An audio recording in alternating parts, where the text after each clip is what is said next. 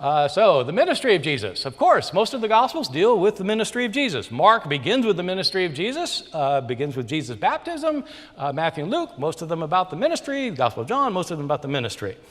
There are a lot of things we could talk about the ministry. I just want to talk about one aspect, and it happens to be something that Mike brought up, the words of Jesus. Do we know what Jesus actually said? The most famous part of Jesus' teaching is the Sermon on the Mount, Matthew chapters 5, 6, and 7. It is 3 chapters of Jesus talking. 3 chapters. Matthew's gospel was probably written in the 80s of the Common Era.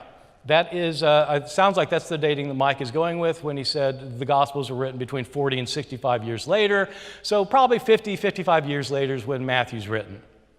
Matthew's writing a sermon that Jesus gave on this mount. He's writing this account 50 years after the sermon was given. How well can you remember Barack Obama's last State of the Union address from 2 years ago? Could you write it down? 2 years ago? What if you waited 50 years? Could you write word for word what Barack Obama said in his speech? You were probably paying attention. I was paying attention, and I don't even know what he was talking about. The Gospel of John has a speech of Jesus that begins in chapter 13. He's giving it to his disciples, his last evening with them. Chapter 13, the speech goes into chapter 14, all of 14, goes through into all of chapter 15, and then all of chapter 16. And in chapter 17, he leaps into a prayer that goes all of chapter 17. It's 5 chapters, written 65 years later.